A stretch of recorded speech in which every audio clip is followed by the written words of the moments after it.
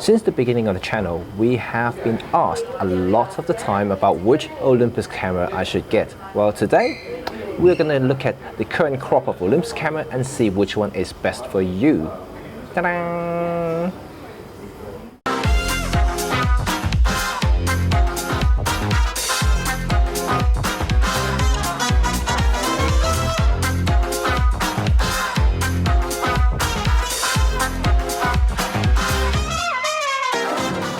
What we have here today is the EPL9, the EM5 Mark II, the PEN-F, the EM1 Mark II and the EM1X.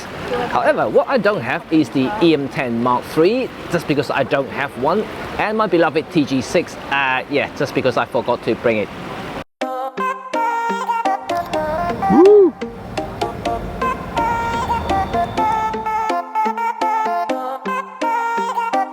Blue steel.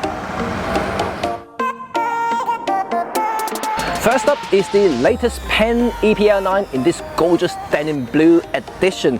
Well, this camera is aiming for those who are stepping up from smartphone photography, and also those who are beginners, just getting into the photography, the real stuff, you know, not just snapping in a point and shoot camera, that sort of thing. So yeah, it's very capable, interchangeable, of course. You know, you can change to other lenses, so yeah, they will give you that flexibility there if you're really getting a little bit serious. So it's really good, and I think this camera is one of the best and one of the easiest to use because the menu system is actually very, very simple. Unlike most of the Olympus cameras, and the menu system can be quite overwhelming at times, this is icon based, so very straightforward to follow, instructed very easily on screen, so you can actually see what each feature does. Very easy. And also, if you're into a little bit of the videoing, this does 4K. Yeah, very capable camera. We've done the review on this camera, so you can click the link up there to check the in-depth review of that particular camera here.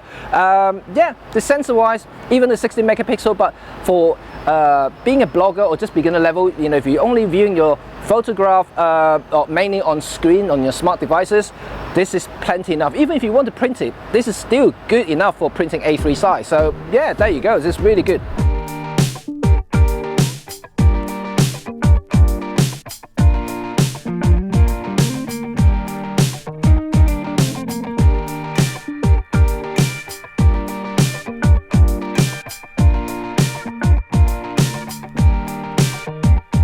Next up is one of my favorite Olympus cameras ever, the EM5 Mark II. Well, we've done a long-term review of this camera and also an end-of-term grading for this camera. If you haven't seen the video, yeah, the link is up there. One of the reasons why I think this is my favorite camera, and because how important it is for me personally, because this thing is the camera that drove me into the Micro Four Thirds professional world. Before this camera, you know, I was using the original EM5 just simply for family stuff, and but ever since I got this thing, it's slightly edging me over the professional side of it before finally switching over completely using the EM1 Mark II that, yeah, you'll see in a minute. But yeah, this thing is really, really super stunning. Photographically, like I mentioned numerous times, and this thing's as capable as ever, even though it has an aging 16 megapixel sensor. But color renditions is superb. It's really saturated, really lovely colors there. And just look at the shape of this thing together with one of my favorite street lenses, the 12mm f2 prime. This thing just looks absolutely stunning and gorgeous. Reminds me of the old OM film cameras, and it's just stunning to look at, especially with the silver that I have right here. Yep, in terms of features, this thing is as good as ever. All the manual override as you would expect from a semi-pro model, and it's rugged build, fully weather sealed, so you can actually take it and shoot anywhere you like. 5-axis stabilization is superb. Not as good as, of course, the latest generations, because this thing is about 4 years old now, but yeah, it's still really, really capable and beats a lot of the cameras even like in 2019. So this camera is aiming for those who are just getting out of the beginner levels, want to have more manual features such as manual exposures and overriding certain things that the computer thinks, because as you know, the computers aren't always accurate, so you want something that you can manually override. This will allow you to do that. Yeah, because of the feature set and also the build, it's really tailored for those who are really starting to go into the more serious side of photography, and yeah, it does have a lot more in terms of that.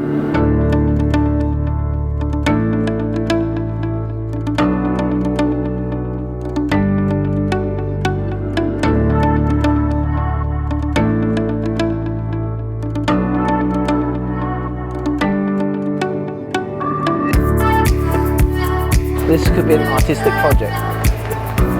What if I swing around like this?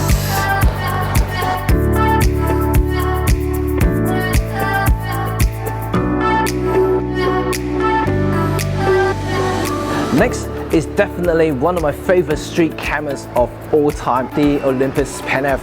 I know Olympus has discontinued this, not going to make a Mark II out of it, but this is still current and it's still one of the best cameras I've used for street photography, because just look at this thing.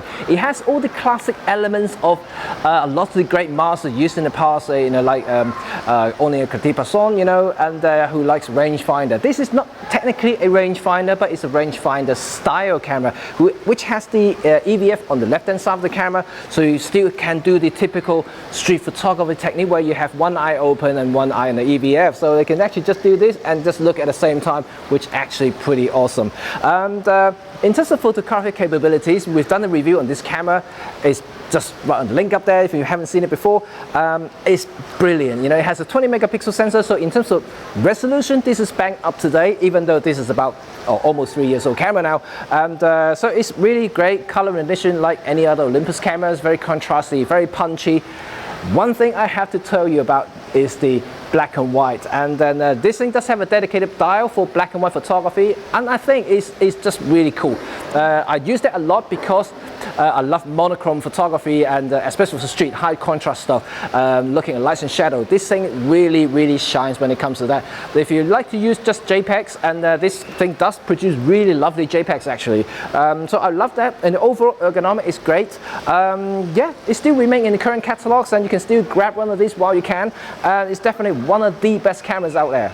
Next is the EM10 Mark III. Well, between this camera and the EPL9, they're both aiming for, you know, beginners or enthusiasts, but which one should you choose? That depending on your preferences, because the EM10 Mark III has a more traditional SLR styling, has an EVF, built-in EVF, so you can actually put your eyes up to it, while the EPL9 is more like a traditional point and shoot. You just have to look through the back LCD screen. So that really depending on what sort of thing you prefer.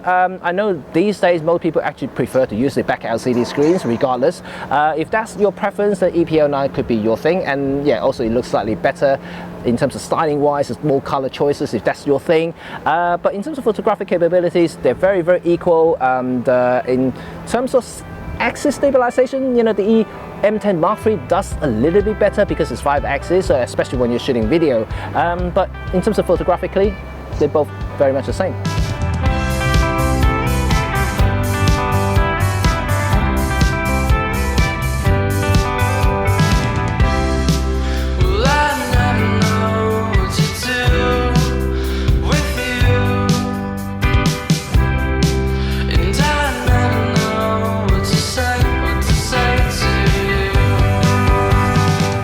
Now comes a very important camera, the Olympus EM1 Mark II. Of course, this is the limited silver edition.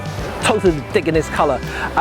The reason I say it's very important is because, well, this guy was announced in 2016, and that's the year I switched completely from Canon full frame to Micro Four Thirds, and now I'm shooting exclusively with the Olympus Micro Four Thirds platform.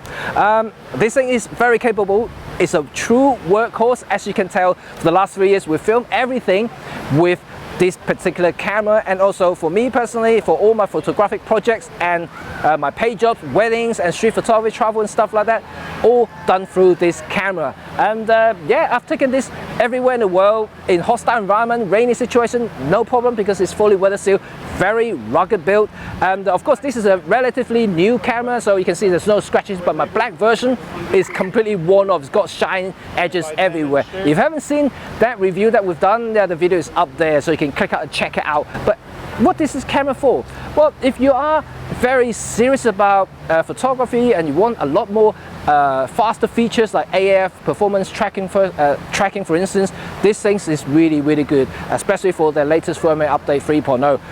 One more thing, if you so happen to have some old Olympus DSLR lenses lying around that you want to reuse them on the current Micro Four Thirds platform, There are only two cameras in the current lineup that is capable of using them effectively, and that is the EM1 Mark II and also the EM1X. You can actually use it on other cameras like the PEN-F and also EM5 Mark II, even the EM10 and EPL9, but they are only contrast detect AF, so which means that they are painfully slow if you want to adapt those lenses on there. But other than that, it's still usable. But if you want to use them quick enough or have some sort of usable response rate or accuracy, you have to use the EM1 Mark II or the EM1X.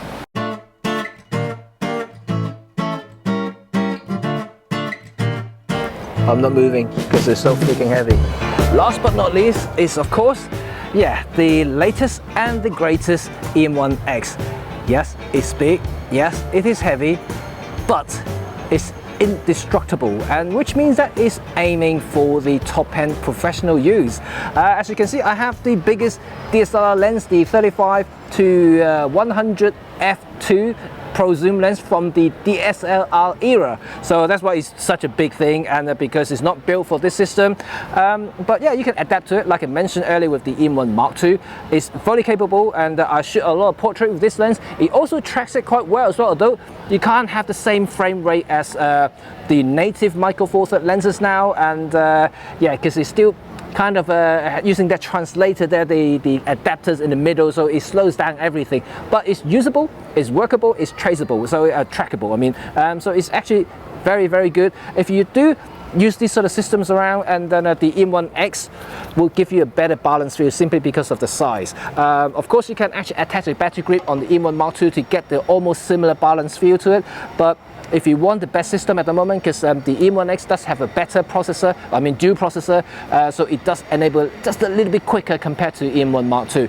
But talking about this camera though, I now shoot almost exclusively with this particular camera over the EM1 Mark II simply because of one thing: reliability. I know I already mentioned EM1 Mark II has been brilliant over the last 3 years, but as a professional who cannot miss any shots, and I would pay the premium to get the EM1X, and also I don't mind the bulk because it just basically super rugged. I don't have to worry about it if I do accidentally drop it or people knock me over the shoulder and the whole thing just fell off. And this thing, I know it will survive. My EM1 Mark II dropped a couple of times, it's fine, but having the extra assurance is always a little bit better. And of course, it has a lot of features, and if you haven't seen our preview of this particular camera, mind you, we will do a review, but not just yet. I want to have a more long-term use so you can gain more professional insight from that camera. But the preview video is up there, so you can click in and have a look at all the features that we love so far. But yeah, I think it's actually very good, very professional. You really can't beat in terms of build qualities of this thing. It just, indestructible. I have to say that again.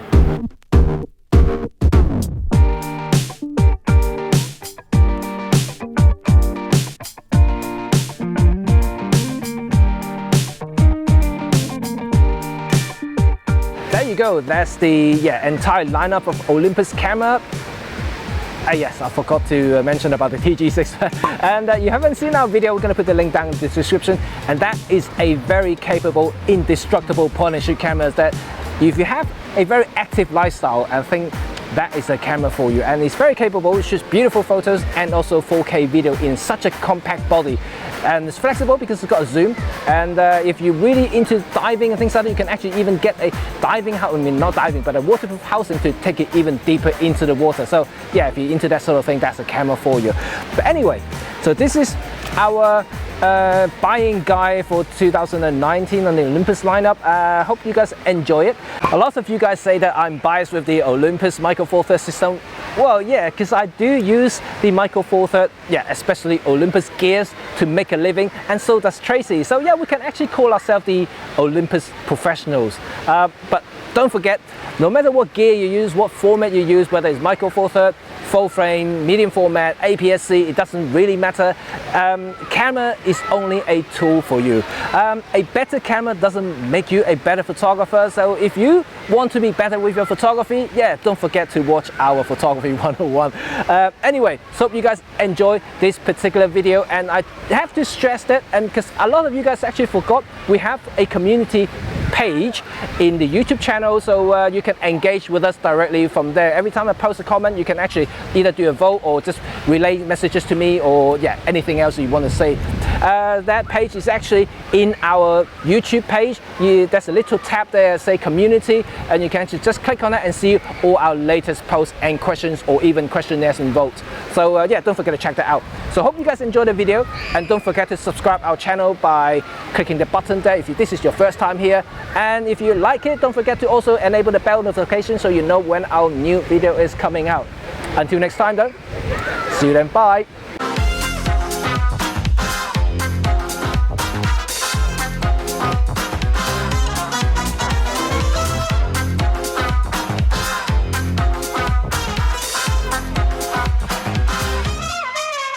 Yeah, we have the link up there so you can actually check it out in so here it is, the stuff that I have in front of me. Yeah, for more of that, yeah, remember to check our video review. Next is the, okay. You know, it's actually quite an exercise to do this.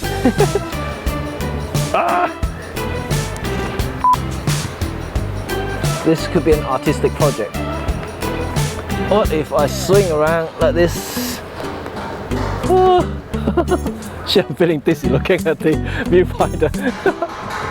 Shit. If you want to choose between the two, and that's solely depending on your preference, because the EPL3, it sounds a little bit of exaggeration, but it isn't, because this thing actually changed. It's all because of this. When this thing was announced in 2000, and it changed my life. Not changed my life, I changed the freaking system. No. Give me some food.